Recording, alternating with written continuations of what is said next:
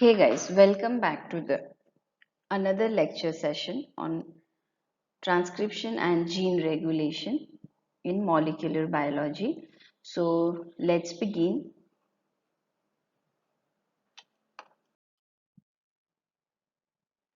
So first of all देखते हैं transcription का मतलब क्या है. ओके तो वन बाय वन हम डिटेल पोर्शन में जाएंगे. The process of copying genetic information from one strand of DNA to mRNA is called transcription. तो स्टेटमेंट से समझने से अच्छा है डायग्राम से देख के समझ लेते हैं. सो ये डीएनए स्ट्रक्चर है. अब तो आप लोग प्रो हो चुके हैं, डीएनए स्ट्रक्चर को आप देखकर ही पहचान लेंगे. ये आरएनए स्ट्रक्चर है, आरएनए स्ट्रैंड है जो कि सिंगल स्ट्रैंडेड है. ओके तो हमने पढ़ा था जब डीएनए से एमआरएनए में कन्वर्जन होगा उस टाइम ट्रांसक्रिप्शन प्रोसेस होता है. ओके अभी तक हमने रेप्लिकेशन पढ़ा है. हम पढ़ रहे थे कि डीएनए का ही सिंथेसिस किस तरह से सेल में होता है. अब डीएनए का सिंथेसिस हमने पढ़ लिया. अब हम पढ़ेंगे डीएनए से जो प्रोटीन्स का एक्सप्रेशन होता है, ऐसा हमने बहुत सुना है. वो प्रोटीन का एक्सप्रेशन होने के लिए किस प्रोसेस से होकर डीएनए को गुजरना होता है. तो डीएनए को प्रोटीन एक्सप्रेशन करने के लिए एमआरएनए का फॉर्मेशन करना पड़ता है. ठीक है, टीआरएनए का भी फॉर्मेशन करना पड़ता है, आरआरएनए का भी फॉर्मेशन करना पड़ता है. ओके तो यहाँ हम एमआरएनए को कंसिडर करेंगे मेजरली, जो कि एक्चुअल प्रोटीन के लिए कोड्स लेकर आता है, यानी कि इंफॉर्मेशन लेकर आता है डीएनए से. तो अब डेफिनेशन पढ़ेंगे तो क्लियर हो जाएगा. The process of कॉपिंग genetic information from one strand of DNA. तो डीएनए के दोनों स्ट्रैंड से हम इंफॉर्मेशन कॉपी नहीं कर रहे हैं. To mRNA is transcription and using enzyme RNA polymerase. तो अब हम RNA बना रहे हैं इसलिए हमें RNA polymerase चाहिए, DNA polymerase नहीं चाहिए. ओके तो आपको अगर DNA स्ट्रैंड के डायग्राम को समझने में दिक्कत हो रही है तो इमेजिन कर लीजिए ये DNA है. ओके ये DNA का स्ट्रैंड है और किसी एक स्ट्रैंड से बनेगा mRNA. ठीक है तो मान लेते हैं ये 5 प्राइम एंड है, ये 3 प्राइम एंड है, ये 3 प्राइम एंड है और ये 5 प्राइम एंड है. And let's consider this as the template strand, यानी कि एमआरएनए जो बनेगा वो इसी को टेम्पलेट समझकर बनाया जाएगा, इसको नहीं बनाया जाएगा. ओके इसको टेम्पलेट कंसिडर नहीं कर रहे. एट अ टाइम एक ही स्ट्रैंड को हम टेम्पलेट कंसिडर करेंगे. ठीक है तो उस सिचुएशन में हम इस स्ट्रैंड को कहेंगे template strand, non coding strand, nonsense strand. फिर से रिपीट कर रही हूं, आप लोग नोट डाउन कर सकते हैं. तो ये बात इंपॉर्टेंट है. कैसे इंपॉर्टेंट है, डायरेक्टली क्वेश्चन आ जाते हैं इसके ऊपर कि टेम्पलेट वाला स्ट्रैंड कौन सा है, इसलिए मैं इतने ज्यादा एक्सप्लेन करके बता रही हूँ. सो ये टेम्पलेट स्ट्रैंड है, नॉन कोडिंग स्ट्रैंड है, नॉन सेंस स्ट्रैंड है. अच्छा ऐसे क्यों कहा गया, टेम्पलेट कहा गया. अच्छा इससे पहले मैं और एक बात बता दूं, 5 प्राइम 3 प्राइम डायरेक्शन वाला जो है वो क्या होगा, फिर अगर नीचे वाला टेम्पलेट है तो ऑब्वियसली ऊपर वाला नॉन टेम्पलेट स्ट्रैंड है. ओके तो ये नॉन टेम्पलेट होगा 5 प्राइम 3 प्राइम वाला, कोडिंग होगा, सेंस होगा. ठीक है just opposite, template non coding nonsense. Okay non template coding and sense opposite. ठीक है अब बताती हूँ, अब एक एक देखते हैं. सो टेम्पलेट यानी कि एमआरएनए का जो स्ट्रैंड है वो उसी के इंफॉर्मेशन, उसी स्ट्रैंड के इंफॉर्मेशन के ऊपर बनने वाला है. ठीक है नॉन कोडिंग क्यों कह रहे हैं, क्योंकि एमआरएनए में जो इंफॉर्मेशन आएगी वो कॉम्प्लीमेंट्री होगी ना. मान लीजिए यहाँ ए है. ठीक है इसको मैं थोड़ा सा क्लीन कर लेती हूँ ताकि आप लोगों को समझने में प्रॉब्लम ना हो. ओके तो नीचे वाला टेम्पलेट है और ऊपर वाले के बाकी दो पॉइंट्स में ऑपोजिट है, यानी कि नॉन कोडिंग है और नॉन सेंस है, ये हमने देख लिया. तो यहाँ पे मान लीजिए ए जी यू टी टी सी जी. ठीक है डीएनए है तो टी भी आ सकता है, थायमीन भी आ सकता है. अच्छा इस टेम्पलेट को अगर एमआरएनए बनाना हुआ तो इनमें कौन से बेसिस आने चाहिए, ए के बदले टी नहीं आ सकता क्योंकि आरएनए है, आरएनए में तो थायमिन लिया नहीं जाता, उसके बदले लिया जाता है यूरैसिल। जी के बदले सी आएगा यूरैसिल। यू के बदले यहाँ पे अब हम ए लेना पड़ेगा हमें, क्योंकि टी नहीं, टी के बदले में ए होता है तो यू के बदले में भी ए लेंगे, एडेनिन। सो यहाँ ए सी के जगह पे हमें लेना है जी, ठीक है, जी की जगह पे सी। तो ये स्ट्रैंड हमारा बन गया किसके बेसिस पे, इसके बेसिस, इसको टेम्पलेट मान के बन गया। लेकिन हमने कहा कि नॉन कोडिंग है, ठीक है, नीचे वाला नॉन कोडिंग है एंड नॉनसेंस है, मतलब कि इसके बराबर नहीं बनता ये स्ट्रैंड टेम्पलेट स्ट्रैंड के इक्विवेलेंट नहीं होता है ना। जो ए यहाँ पे है, यहाँ पे यू है, ऑपोजिट बन रहे हैं ना कॉम्प्लीमेंट्री सीक्वेंसेस। लेकिन अगर वही चीज आप ऊपर देखेंगे 5 प्राइम 3 प्राइम में, तो आप थोड़ा सा टाइम इसमें देकर समझिए, क्योंकि आगे बहुत हेल्पफुल होगा पूरे के पूरे कॉन्सेप्ट को क्लियर करने में। तो यहाँ U के लिए ओके, U तो mRNA का पार्ट है, जाने दो। 5 ये 3 प्राइम टू 5 प्राइम एंड वाला जो स्ट्रैंड है, इसके कॉम्प्लीमेंट्री ऊपर क्या होगा, अब तो सब आसानी से बता देंगे, T होगा, C होगा। U के लिए यहाँ पे ओके, ये DNA था, यहाँ U नहीं आ सकता था, okay that was a mistake. C है तो यहाँ G, T A G C, इस तरह का होगा स्ट्रक्चर ऊपर वाले स्ट्रैंड में। तो आप एक चीज ऑब्जर्व कर सकते हैं कि ऊपर वाला स्ट्रैंड और नीचे वाला स्ट्रैंड सेम टू सेम है। ध्यान से देख लीजिए, टाइम लेकर देखिए, सोच समझ कर देखिए क्या बोला गया है। नहीं समझ में आता तो सेम चीज नोटबुक में नोट डाउन करिए, वीडियो पॉज करिए, फिर देखिए, तब समझ में आ जाएगा। ओके, तो मैं कह रही हूँ कि 5 प्राइम टू 3 प्राइम वाला जो ऊपर वाला स्ट्रैंड है, जिसको मैंने कोडिंग कहा, सेंस कहा, पर नॉन टेम्पलेट कहा, वो हमारे एमआरएनए की सीक्वेंस से कंप्लीटली मैच करता है। बस फर्क इतना है कि वहाँ थायमिन की जगह यूरैसिल है, क्योंकि आरएनए में तो हम थायमिन डाल ही नहीं सकते, ठीक है, पर एग्जैक्टली सिमिलर है, इसलिए इसे कोडिंग और सेंस बोला जाता है। ठीक है, इसका जो सेंस है वो एमआरएनए में जाता है, और ये कोडिंग इसी को रिप्रेजेंट करता है, 5 प्राइम 3 प्राइम को ही रिप्रेजेंट कर रहा है। नॉन टेम्पलेट है क्योंकि टेम्पलेट तो ये वाला स्ट्रैंड है, इसको देख देख के एमआरएनए बनता है। Okay, so I hope this concept is clear. नहीं समझ में आया, बैक करिए, बैक जाइए और फिर से सुन लीजिए तो समझ में आ जाएगा। चलिए नेक्स्ट देखते हैं। सो अब एंजाइम जो है इम्पॉर्टेंट वो है आरएनए पॉलीमरेज। तो आरएनए पॉलीमरेज के बारे में थोड़ी बातें करनी पड़ेगी। सो ये बिल्कुल कैसी है, थेरेटिकल बातें हैं, तो इसको मैं बहुत जल्दी जल्दी कवर कर दूंगी, क्योंकि इसमें आपको बस लर्न करना है कि हाँ ये होता है, ये होता है। So it consist of alpha 1, alpha 2, beta, beta dash, omega and sigma. तो ये सारे ये मल्टी सब यूनिट प्रोटीन है, आरएनए पॉलीमरेज एंजाइम है, तो एक मल्टी सब यूनिट प्रोटीन है जिसमें ये सारे यूनिट्स प्रेजेंट होते हैं। अच्छा, तो इम्पॉर्टेंट क्या है इसमें, फंक्शन इम्पॉर्टेंट है। अल्फा 1, अल्फा 2 प्रोमोटर को बाइंड होता है, ये एक इम्पॉर्टेंट बात हो गई। बीटा कैटेलिटिक सब यूनिट को बाइंड होता है जब ट्रांसक्रिप्शन हो रहा होता है उस टाइम पे, ठीक है। बीटा डैश जो है वो टेम्पलेट डीएनए को होल्ड करता है, अभी अभी हमने देखा लास्ट स्लाइड में टेम्पलेट वाला स्ट्रैंड कौन सा है, उसको होल्ड करता है बीटा डैश। ओमेगा, ये ओमेगा का सिंबल है, असेंबली ऑफ आरएनए पॉलीमरेज, ठीक है। ओमेगा क्या करवाता है, आरएनए पॉलीमरेज की असेंबली करवाता है, यानी कि ये सारे पार्ट्स को जोड़ता है, यूनिट्स को।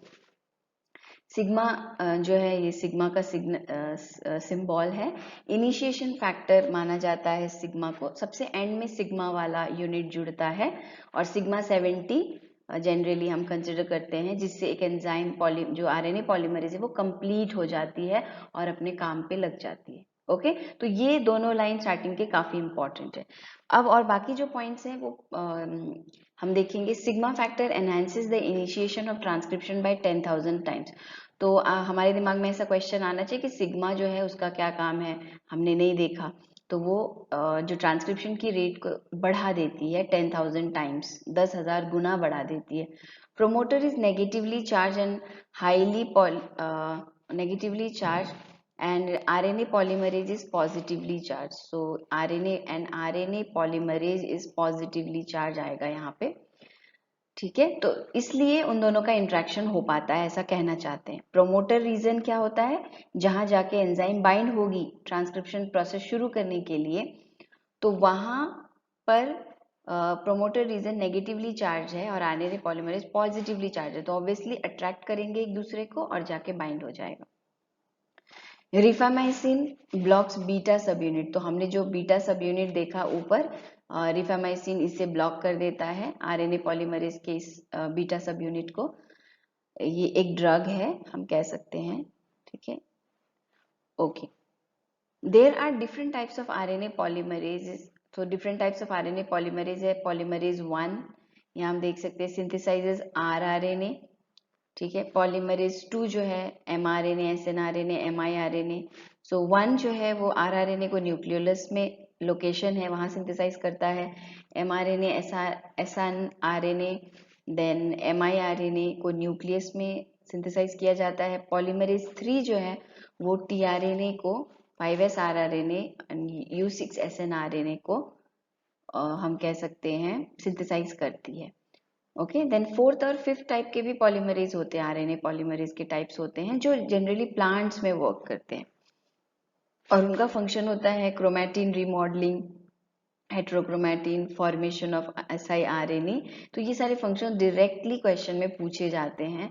तो ये जो मैंने इसलिए कहा कि ये जो पार्ट है ये लर्न याद रखने वाला पार्ट है, समझने वाला भी है, तो मैंने आपको समझा दिया। अब लर्न करने का काम है आपका। ओके, तो ये पूछे जाते हैं, कॉम्पिटिटिव एग्जाम्स में पूछे जाते हैं। चलिए नेक्स्ट देखते हैं। Alpha amanitin blocks RNA polymerase 2 causes cell death. तो आरएनए पॉलीमरेज 2 जो है अल्फा एमिनिटीन आरएनए पॉलीमरेज 2 को ब्लॉक कर देता और काम करने नहीं देता, ठीक है। अल्फा एमिनिटीन आरएनए पॉलीमरेज 3 को भी ब्लॉक करता है, लेकिन बहुत ज्यादा कंसंट्रेशन इसकी है तो ही, यानी कि अल्फा एमिनिटीन की कंसंट्रेशन बहुत हाई हुई तो ही वो पॉलीमरेज 3 को ब्लॉक कर सकता है। ओके, चलिए नेक्स्ट देखते हैं। सो ये हम जो अभी तक मैंने जो इस पूरे पिछले स्लाइड में बताया वो हम यहाँ देख सकते हैं। तो यहाँ अलग अलग यूनिट्स अल्फा 1 अल्फा 2 जुड़ गए, बीटा जुड़ गया, बीटा डैश जुड़ गया, ओमेगा जुड़ गया, ठीक है। ये कोर आरएनए पॉलीमरेज बन गए। अब आएगा सिग्मा फैक्टर लास्ट में, सिग्मा फैक्टर जुड़ गया और ये बन गया आरएनए पॉलीमरेज होलो एंजाइम, यानी कि कंप्लीट एंजाइम स्ट्रक्चर वर्क करने के लिए रेडी है। ओके, चलिए सो अब हम देखते हैं कि एक ट्रांसक्रिप्शन यूनिट कैसी होती है, वो हम देखेंगे। मतलब ट्रांसक्रिप्शन शुरू करना है तो उस लोकेशन में, जैसे कि हमने देखा था रेप्लिकेशन शुरू करते हैं तो उस पर्टिकुलर पॉइंट में हमने कहा था 9 वर्ड सीक्वेंसेस होती हैं प्रोकैरियोट्स में, जहां जाकर डीएनए पॉलीमरेज बाइंड करेगा। यूकैरियोट्स में 13 वर्ड सीक्वेंसेस होती हैं, ठीक है। तो उसी तरह ट्रांसक्रिप्शन यूनिट का भी एक ओरिजिन पॉइंट होना चाहिए जहां से ट्रांसक्रिप्शन शुरू हो। ये होता क्या है, segment of DNA take part in transcription consist of promoter number 1, structural gene number 2 and terminator. तो ये तीनों पॉइंट्स ट्रांसक्रिप्शन यूनिट में प्रेजेंट होती है। प्रोमोटर यानी कि जहां से शुरू होगी, स्ट्रक्चरल जीन्स यानी कि जिसका ट्रांसक्रिप्शन होगा, टर्मिनेटर यानी कि जहां ट्रांसक्रिप्शन प्रोसेस एंड होगा। ये तीन पार्ट प्रोकैरियोट्स ट्रांसक्रिप्शन, तो प्रोकैरियोटिक ट्रांसक्रिप्शन यूनिट को देख रहे हैं प्रोकैरियोट्स के केस में, यानी कि बैक्टीरियाज में। Consist of upstream element enhancer operator, तो यहाँ कॉमा आएगा, upstream element comma enhancer comma operator comma spacer element comma TATA box. Okay, तो इस तरह से अलग अलग टाइप पॉइंट जो हैं, यानी कि अलग अलग लोकेशंस हैं ये ट्रांसक्रिप्शन यूनिट के ऊपर। Then prokaryotes promoters are strong promoter. ऐसा कहा जाता है कि बैक्टीरियल प्रोमोटर्स जो होते हैं वो स्ट्रॉन्ग प्रोमोटर्स होते हैं, इसलिए आरएनए पॉलीमरेज उसमें इफिशिएंटली बाइंड कर लेता है और खुद ही खुद ट्रांसक्रिप्शन शुरू कर सकता है, ठीक है। यूकैरियोट्स के कंपेयर में भी प्रोकैरियोट्स के जो हम कह सकते हैं प्रोमोटर्स हैं वो स्ट्रॉन्ग होते हैं। Sigma factor is bound with the RNA polymerase on helix turn helix major group, ठीक है। तो सिग्मा फैक्टर जो है वो आरएनए पॉली, अभी हमने पिछले स्ट्रक्चर में देखा है ना, आरएनए पॉलीमरेज का ऐसे अलग अलग यूनिट्स का जुड़कर एक स्ट्रक्चर बना हुआ था, ओमेगा बीच में था, है ना। और मान लीजिए ये अल्फा 1 अल्फा 2, ठीक है, यहाँ पे ओमेगा, देन हमारे, और बाकी बीटा, बीटा डैश ऐसी यूनिट्स है, और यहाँ पे सिग्मा जुड़ा था। तो सिग्मा आरएनए पॉलीमरेज एक प्रोटीनेशियस स्ट्रक्चर है, एक प्रोटीन का इस तरह से स्ट्रक्चर है। वहां सिग्मा जहां जुड़ने जाती है उस प्रोटीन स्ट्रक्चर में सिग्मा ऐसी जगह पे जुड़ती है जो helix turn helix major groove होता है। ठीक है, ठीक है, डीएनए का मेजर ग्रूव होता है और प्रोटीन का मेजर ग्रुप माइनर ग्रुप हम पढ़ चुके हैं ऑलरेडी। ठीक है, हेलिक्स टर्न हेलिक्स यानी कि प्रोटीन में हेलिक्स टर्न हेलिक्स स्ट्रक्चर आएगा, तो उस लोकेशन में सिग्मा फैक्टर आरएनए पॉलीमरेज के साथ जाके बाइंड होती है, which is responsible for abortive transcription. तो यहाँ अबॉर्टिव ट्रांसक्रिप्शन का मतलब समझ लेते हैं।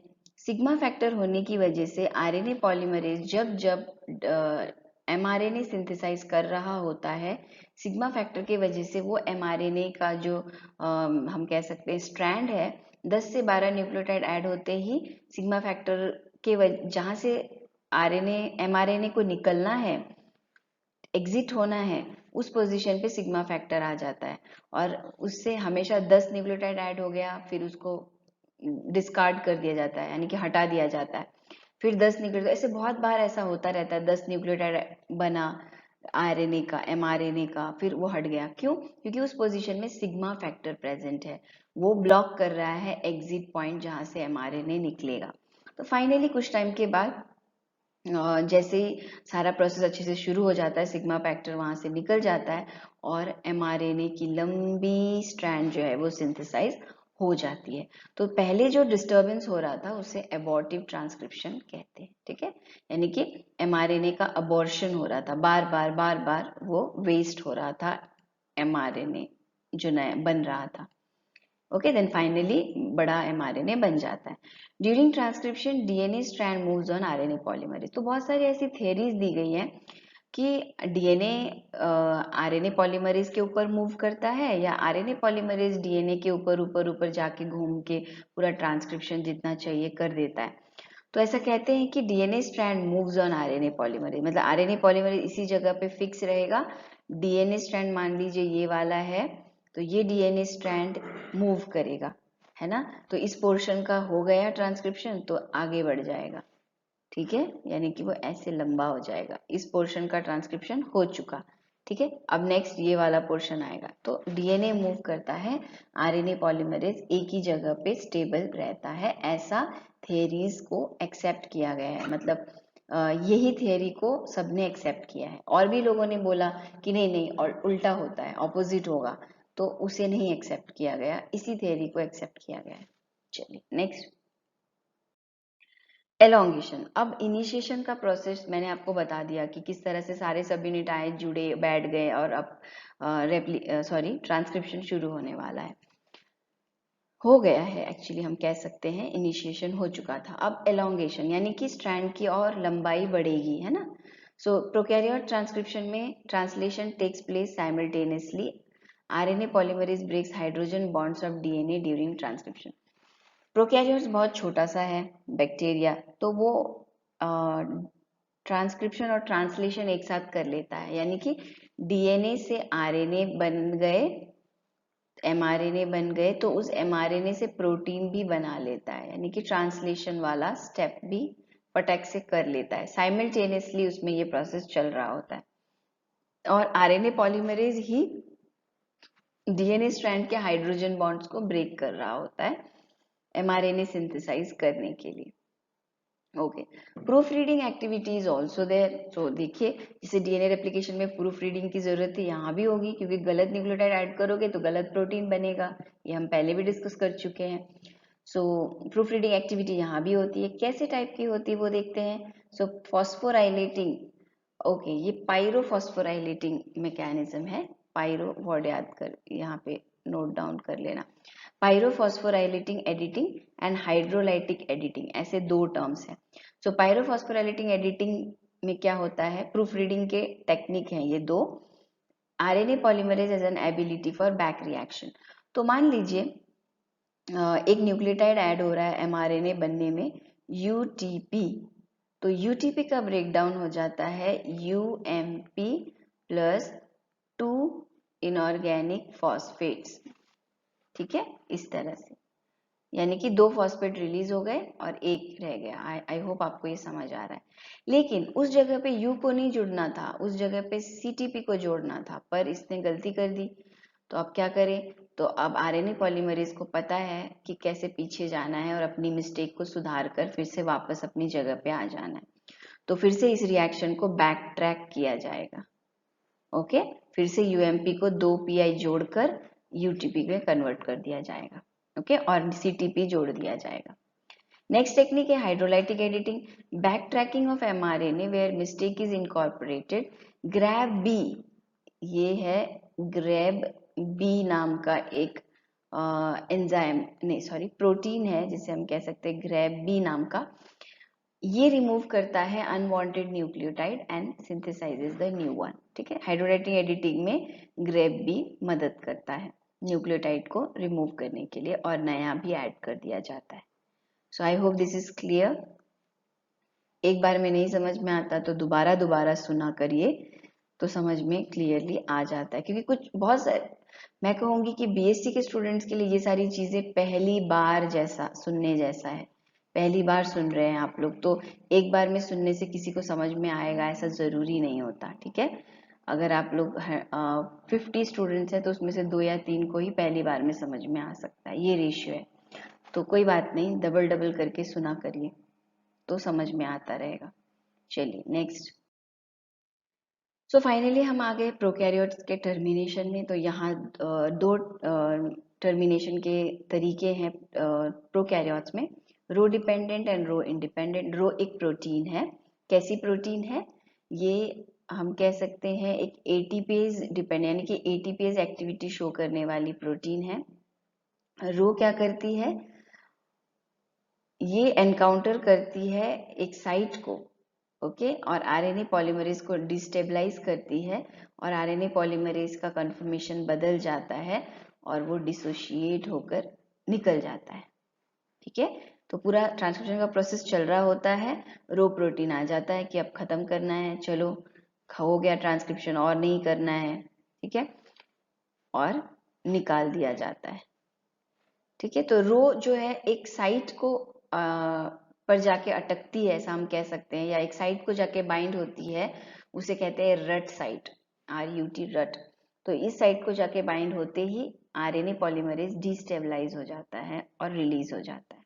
ओके, इसे हम एक्सट्रिंसिक टर्मिनेशन भी कहते हैं। क्योंकि ऐसा क्यों कहते हैं? क्योंकि mRNA का या DNA का अपना कुछ योगदान नहीं था, mRNA का कोई अपना कंट्रीब्यूशन इसमें नहीं था, जो किया रो प्रोटीन ने बाहर से आके किया, इसलिए एक्सट्रिंसिक, बाहर से आके किया, एक्सट्रिंसिक। सो इंडिपेंडेंट, रो इंडिपेंडेंट टर्मिनेशन जो है वो है इंट्रिंसिक टर्मिनेशन। इंट्रिंसिक क्यों बोला गया? क्योंकि यहाँ पे 20 बेस पेयर्स वाले इन्वर्टेड रिपीट्स होते हैं mRNA के खुद के, जो कि 80 रिच सीक्वेंस होता है, 20 80 रिच सीक्वेंसेस होते हैं। तो सेम सेम अमीनो एसिड के सीक्वेंस हुए तो क्या होता है, वो लोग आपस में बॉन्डिंग कर लेंगे, ए इस तरह से। ठीक है, नहीं सॉरी, ए टी इस तरह के अगर 20 सीक्वेंसेस हुए दूसरे लंबे स्ट्रैंड में, तो ये लोग बेंड हो जाएंगे, टी ए टी ए, तो इनमें ही बॉन्डिंग हो जाएगी। ठीक है, तो mRNA तो सिंगल स्ट्रैंडेड होता है, इस तरह का स्ट्रक्चर क्रिएट हो जाएगा 20 रिपीट से, यानी कि बहुत लंबा हो जाएगा। ओके, तो ये एक हेयरपिन लूप स्ट्रक्चर बोला जाता है, स्ट्रक्चर को वो बनेगा, और हेयरपिन लूप के वजह से फिर से आरएनए पॉलीमरेज को तकलीफ होगी, कॉन्फर्मेशन बदल जाएगा और वो निकल जाएगा, उसे समझ में आ जाएगा कुछ डिस्टर्बेंस आया है, काम बंद करना है। चलिए नेक्स्ट। सो प्रोकैरियोटिक ट्रांसक्रिप्शन यूनिट यहाँ हम देख रहे हैं। तो ये ओवरऑल अभी तक हमने जो पढ़ा उसे डायग्रामेटिक व्यू में देख रहे हैं हम। ओके, तो यहाँ हम देख सकते हैं प्रोमोटर रीजन है, टाटा बॉक्स है। ठीक है, ये सारी बातें मैं ऑलरेडी बता चुकी हूँ। ट्रांसक्रिप्शन यहाँ से शुरू हो रहा है, ये कोडिंग रीजन है, हमने पढ़ा था प्रोमोटर कोडिंग रीजन। ठीक है, और यहाँ पे एंड में कहीं पे लास्ट में जाके टर्मिनेशन रीजन होगा।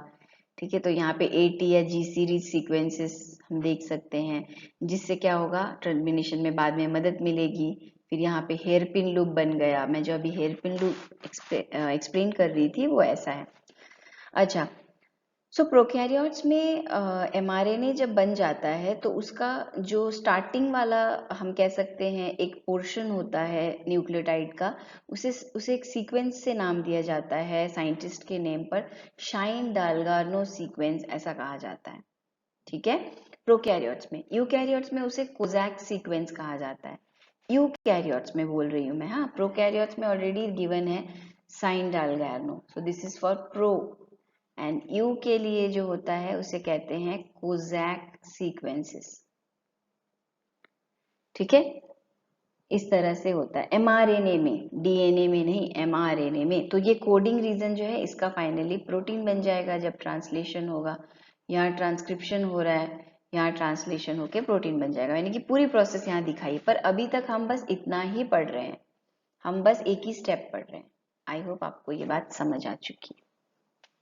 ओके, चलिए अब हम नेक्स्ट देखते हैं। जो सारी बातें हमारे पहले के स्लाइड्स में लिखी हुई थी वो सारी बातें यहाँ डायग्रामेटिक फॉर्म में दी हुई हैं, तो पढ़ के समझ जाने के बाद इसको समझने में कोई दिक्कत नहीं आएगी। चलिए, transcription unit for eukaryotes, okay, यहाँ देखते हैं। सो अब यूकैरियोट्स में आ गए हम। यूकैरियोट्स में थोड़ा सा स्ट्रक्चर जो है वो अलग है, नाम अलग है, बस सेम है बाकी चीज। तो यहाँ भी टाटा बॉक्स हम देख सकते हैं, ओके, और अपस्ट्रीम एलिमेंट देखते हैं हम, डाउनस्ट्रीम एलिमेंट देखते हैं, इनिशिएशन यहाँ से हो रहा है, तो यहाँ पे देख सकते हैं कोर प्रमोटर में TATA box, transcription factor B, recognition element, इस तरह से नाम होता है, बी रिस्पॉन्स एलिमेंट, ठीक है, या बी रिस्पॉन्स एलिमेंट या B recognition element, downstream promoter element, upstream promoter element, इस तरह के नाम होते हैं जो कि यहाँ पे भी आपको मेंशन किए गए हैं। It consists of B response element, Tata box, upstream element, downstream core element towards the downstream, यानी कि upstream वाला डायरेक्शन ये है और downstream वाला डायरेक्शन ये है। तो towards the upstream, towards the downstream आपको समझ में आ जाना चाहिए। लेफ्ट हैंड साइड upstream है। B response element, TATA box, DPE, DCE यानी कि डाउनस्ट्रीम प्रमोटर, यहाँ पे हमने अभी भी देखा था DP element, downstream promoter element, ठीक है।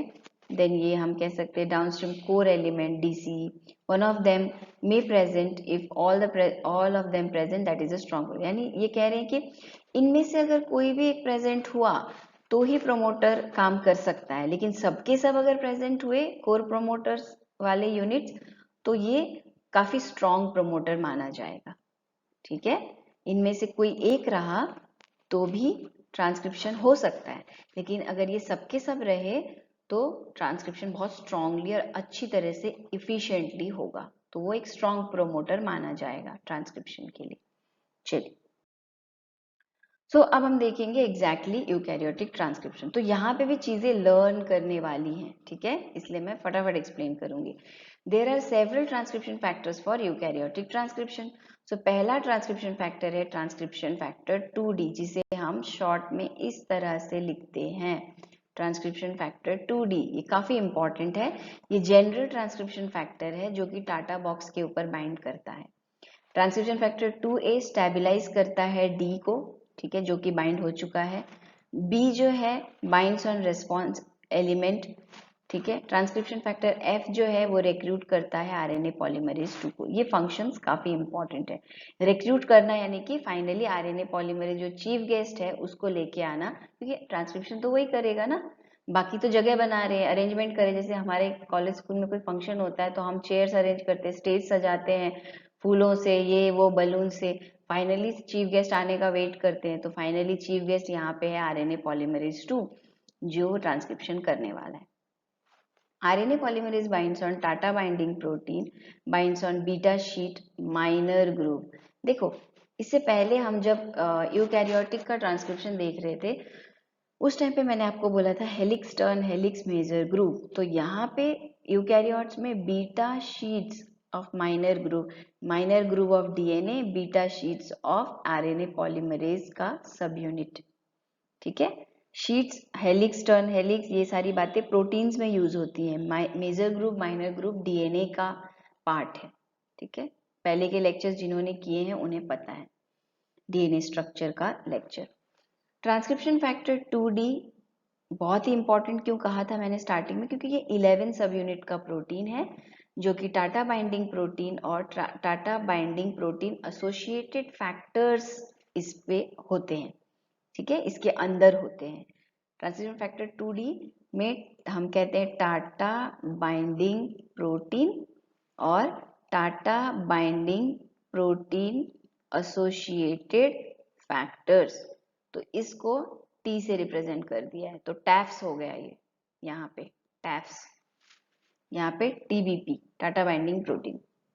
चलिए नेक्स्ट देखते हैं। इनिशिएशन, अब शुरू हो गया, ट्रांसक्रिप्शन प्रोसेस शुरू हो गया।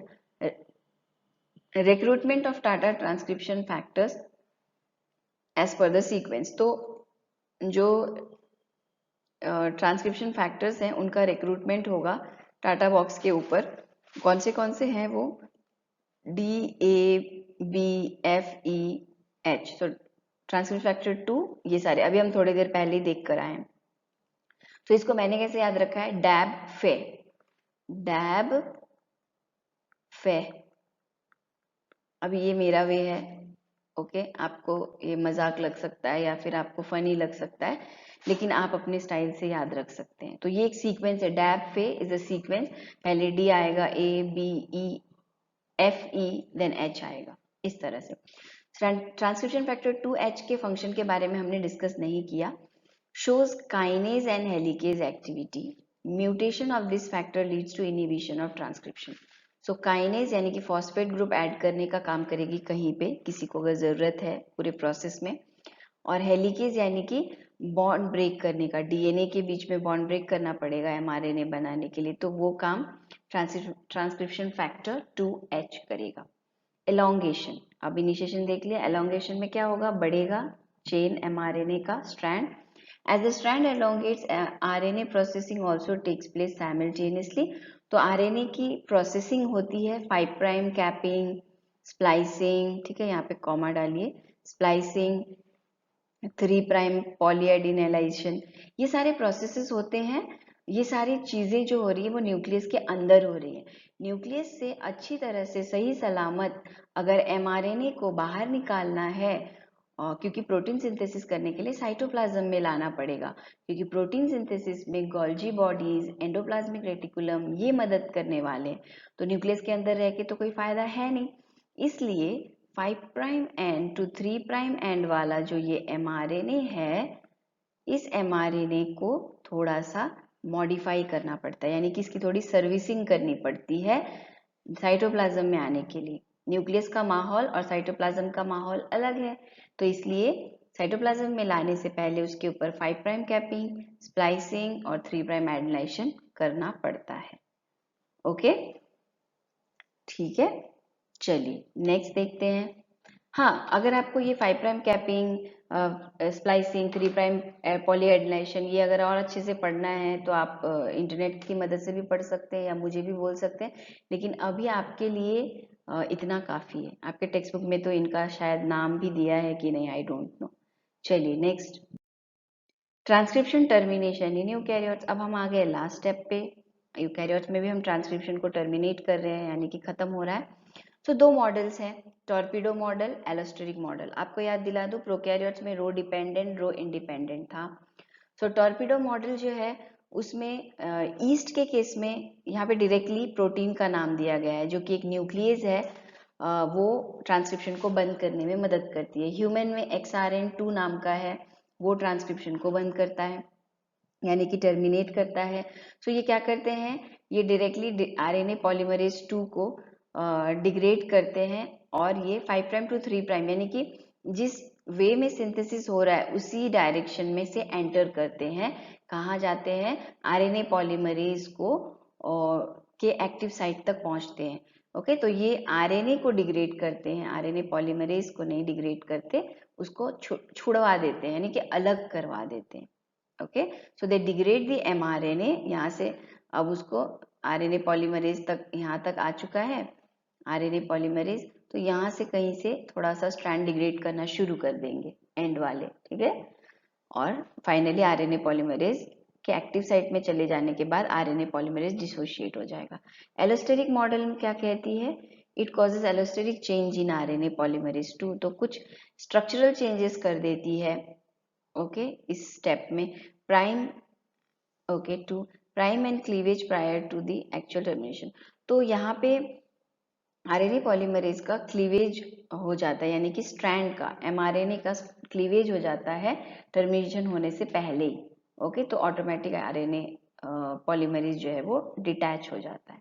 नेक्स्ट ओके, तो अब तक हमने जितनी बातें देखी सुनी है ना, वो सारा इस डायग्राम में एक्सप्लेन किया गया है। ठीक है, यहाँ पे प्रोटीन्स के स्पेसिफिकली नेम नहीं दिए गए हैं, पर ये काफी सिंपल सा डायग्राम है चीजों को समझने के लिए। ठीक है, तो आप देख सकते हैं किस तरह से स्ट्रैंड यहाँ पे अनवाइंड हो रहे हैं दोनों तरफ, और यहाँ से एमआरएनए का सिंथेसिस शुरू हो गया है। इसको टेम्पलेट स्ट्रैंड बोला गया है। कोडिंग स्ट्रैंड ऊपर को मैंने बोला था, कोडिंग और सेंस स्ट्रैंड ऊपर वाला होगा और नॉन टेम्पलेट होगा, ये मैंने आपको बताया था। ठीक है, ओके देन हाँ, तो यहाँ पे न्यूक्लियोटाइड ऐड होने शुरू हो जाते हैं, एमआरएनए सिंथेसिस हो रहा है ओके। एनटीपीज यानी कि न्यूक्लियो प्रोटीन्स है, ये है न्यूक्लियोटाइड्स हैं एक्चुअली, नाइट्रोजन हम कह सकते हैं nucleotide triphosphates, ATP CTP GTP, TTP नहीं होगा यूटीपी होगा क्योंकि एमआरएनए है। हमेशा याद रखिए मैं बार बार क्यों कह रही हूँ, ये छोटा मिस्टेक आपके कोई बहुत सारे आंसर्स गलत कर देगा। एमआरएनए आरएनए नाम आया तो थायमिन नहीं आएगा, यूरासिल आएगा ओके। आरएनए डीएनए हाइब्रिड बन गया ना, ये आरएनए डीएनए हाइब्रिड रीजन, तो इस तरह से सिंथेसिस होती जाती है। चलिए नेक्स्ट, रेगुलेशन ऑफ ट्रांसक्रिप्शन। अब ट्रांसक्रिप्शन को रेगुलेट यानी कि करने के लिए क्या क्या सावधानियां बरतनी पड़ती हैं सेल को ओके, वो हम देखेंगे। या फिर क्या तैयारियां करवानी पड़ती हैं होने से पहले, होने के बाद, होने के समय, ट्रांसक्रिप्शन जब चल रहा होता है तब। Gene expression is control first at the level of transcription by regulatory proteins, तो यहाँ पे काम करती है regulatory proteins. Much of the control is achieve by through the interplay between proteins that binds to specific DNA sequence and their DNA binding sites. तो DNA में ऐसी binding sites present होती है जहाँ ये रेगुलेटरी प्रोटीन्स बाइंड कर सकती हैं कि अलाउ करना है या नहीं करना है, वो डिसाइड करते हैं रेगुलेटरी प्रोटीन्स ट्रांसक्रिप्शन के लिए। Okay, genes are very often controlled by extra cellular signals, तो बाहर की सिग्नल्स भी इंपॉर्टेंट होती है। साइटोप्लाज्म से जो सिग्नल जा रहा है न्यूक्लियस के अंदर, वो डिसाइड करेगा कि ट्रांसक्रिप्शन करना है या नहीं करना है। These signals are communicated to genes by regulatory protein, तो काम कौन करेगा, रेगुलेटरी प्रोटीन ही बताएंगे अंदर जाके कि हाँ ऐसे ऐसे इमरजेंसी आई है, हमें ये सारे प्रोटीन्स बनाने हैं, इसलिए एमआरएनए सिंथेसिस करना पड़ेगा। अगर हाँ जरूरत है तो ओके सिग्नल आएगा और काम आगे बढ़ेगा। Regulatory proteins are of two types, such as positive regulators and negative regulators. तो अगर करवाना है तो एक्टिवेटर्स, रेडी एक्टिवेटर्स काम पे निकल जाएंगे कि एक्टिवेट करो, चलो चलो जल्दी जल्दी डीएनए स्ट्रैंड को और सारे एंजाइम्स को इकट्ठा करो, सॉरी डीएनए पॉलीमरेज के सारे सब यूनिट्स को इकट्ठा करो और पर्टिकुलर पोजीशन पे रखो और काम शुरू करते हैं। नेगेटिव रेगुलेटर्स यानी कि अगर नहीं बनाना है तब ट्रांसक्रिप्शन नहीं होना चाहिए। ठीक है, तो हमेशा बॉडी में सारी चीजें बनती ही रहेगी ऐसा जरूरी नहीं है ना। जब बहुत लेवल पे, हाई लेवल पे बन चुकी है तो उसे बंद भी करना पड़ेगा। अननेसेसरीली एनर्जी और मटेरियल बॉडी के वेस्ट करके क्या फायदा है ना, कोई फायदा नहीं है। इसलिए रिप्रेसर्स भी काम करेंगे जब जरूरत पड़ेगी तब, तो वो रोकेंगे रिप्रेसर्स। Most of the activators and repressor act at the level of transcription initiation, तो ट्रांसक्रिप्शन शुरुआत में बहुत सारी चीजें प्रोटीन्स, एक्टिवेटर्स, रिप्रेसर काम करते हैं कि शुरू नहीं होने देते। अगर जरूरत है तो एक्टिवेटर्स काम करेंगे, अगर नहीं जरूरत है तो रिप्रेसर्स काम करेंगे। चलिए next, the activators increase the transcription of regulated gene, ठीक है, while repressor decrease the eliminate transcription. यही मैंने बताया, एक्टिवेटर्स एनहांस करेंगे जीन्स के एक्सप्रेशन को और रिप्रेसर जो है वो कम करेंगे। Many promoters are activated by activators that helps RNA polymerase to bind to DNA. Repressors block the binding of RNA polymerase bind to DNA. अब इसमें तो एक्सप्लेन करने वाली कोई बात ही है नहीं, दोबारा पढ़ो समझ जाओगे। ठीक है, ये कोई सेंटेंस रीड भी कर रहा है तो ये स्टेटमेंट समझ में आ जाता है। In some cases, RNA binds to promoters efficiently, but no spontaneous isomerization occurs. to lead the open complex resulting in no or low transcription. तो कभी कभी क्या होता है, RNA binds to the promoters efficiently. RNA जो है वो mRNA जो है वो प्रोमोटर्स के साथ इफिशिएंटली बाइंड हो जाता है, पर आगे की प्रोसेसेस जो है वो नहीं हो पाती. ठीक है, इसकी वजह से ट्रांसक्रिप्शन जो रेट है वो काफी लो हो जाता है. Some activators can bind to a close complex, और कुछ एक्टिवेटर्स जो हैं वो क्लोज कॉम्प्लेक्स बना लेते हैं डीएनए के साथ, inducing conformational changes in either RNA polymerase और DNA promoter, which converts closed complex into open complex, thus promotes the transcription. तो कॉम्प्लेक्स जब ओपन नहीं होगा तो वहाँ चीजें काम नहीं करेंगी, ट्रांसक्रिप्शन नहीं होगा, कम होगा. ठीक है, लेकिन जब प्रोमोटर्स हम कह सकते हैं कि अगर क्लोज कॉम्प्लेक्स को ओपन कॉम्प्लेक्स, यानी कि डीएनए जो कम्प्लीटली है बाउंड फेज में रहता है ना, हमने लास्ट टाइम डीएनए स्ट्रक्चर में देखा किस तरह से न्यूक्लियोसोम स्ट्रक्चर में डीएनए बाइंड रहता है हिस्टोन प्रोटीन्स के साथ, है ना. उनकी हमने 8 सब यूनिट्स देखी हिस्टोन प्रोटीन्स की, और डीएनए स्ट्रैंड बाउंड रहता है, उसको खोलना पड़ता है. खोलेंगे तभी उसके अंदर के जीन्स जो है उसका ट्रांसक्रिप्शन किया जा सकता है. तो क्लोज कॉम्प्लेक्स और ओपन कॉम्प्लेक्स से वही मतलब है. ठीक है, नेक्स्ट. ओके, तो जो मैं अभी बता रही थी ये वही डायग्राम है. तो यहाँ पे देखिए ये ब्लू कलर के जो आपको दिख रहे हैं ये हिस्टोन प्रोटीन्स बाउंडेड हैं, डीएनए इसके ऊपर रैप है, ये स्ट्रैंड. इस तरह से ये कॉम्पैक्ट स्ट्रक्चर में रहते हैं, लेकिन इनको खोल दिया, देखिए यहाँ से यहाँ तक खुल गया है, काम चल रहा है. क्रोमैटिन रिमॉडलिंग कॉम्प्लेक्स इनको खोलता है, हिस्टोन प्रोटीन को अलग कर देते हैं और स्ट्रैंड को अलग कर देते हैं. ठीक है, बाद में काम हो गया, देखो फिर से यहाँ से क्या हो रहा है, खोल रहा है, यहाँ पे ट्रांसक्रिप्शन प्रोसेस चल रहा है. ओके, एमआरएनए देखो, एमआरएनए का सिंथेसिस हो रहा है, पॉलीमरेज 2 काम कर रहा है, और काम हो जाने के बाद फिर से इसको पैक करके रख दो. ऐसा है, खोलो, उसमें से जीन डीएनए स्ट्रैंड को रीड करो. कौन करेगा, आरएनए पॉलीमरेज 2 करेगा, और उसी हिसाब से एमआरएनए बना लेगा, फिर से उसको पैक करके जैसा था वैसे ही रख देगा. Okay, next. सो ये भी उसी टाइप का डायग्राम है, ओवरव्यू ऑफ ट्रांसक्रिप्शनल रेगुलेशन. तो आप देख सकते हैं प्रोमोटर रीजन है, आरएनए पॉलीमर जाके बाइंड हुआ, एक्टिवेटर प्रोटीन ने उससे कहा कि तुम काम शुरू करो, रिप्रेशर प्रोटीन रहा तो कुछ काम शुरू नहीं होता, यानी कि आरएनए पॉलीमरेज है ही नहीं, बस रिप्रेसर प्रोटीन है, तो वहाँ क्या होगा, होगा ही नहीं ट्रांसक्रिप्शन. यूकैरियोटिक के केस में भी ऐसे ही है. तो ये दो आपको जो लड्डू के जैसे दिख रहे हैं ना, वो है हिस्टोन प्रोटीन, और उसके ऊपर जो रैप है इस तरह से वो है डीएनए. ओके, तो जब उसको हम ओपन करके देखते हैं तो ये डीएनए इस तरह का दिखता है, और वहाँ एनहांसर है या फिर एक्टिवेटर कह सकते हैं हम उसे. एनहांसर या एक्टिवेटर के प्रेजेंस में डीएनए पॉलीमरेज आ जाता है, बाकी के ट्रांसक्रिप्शन फैक्टर्स भी आ जाते हैं, और ट्रांसक्रिप्शन साइट जो है ये ऑन हो जाती है और काम करने लगती है. ठीक है, यहाँ पे एनहांसर नहीं है तो वहाँ ट्रांसक्रिप्शन नहीं हो रहा है. ओके, तो काफ़ी आसान है, इतना भी डिफिकल्ट नहीं है. पहली बार आप लोग सुनते हैं तो थोड़ा सा डर जाते हैं, लेकिन अगर ध्यान से सुनेंगे, 2 बार तो सुनना चाहिए, मैं कहती हूँ ध्यान से 100% कंसंट्रेशन से 2 बार सुनेंगे तो ये पूरा आपको समझ में आ जाएगा.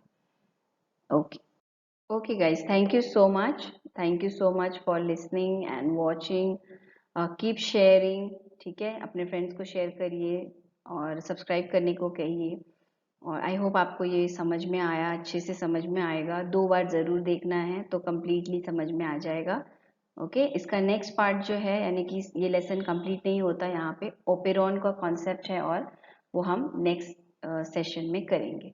Okay, thank you, bye bye.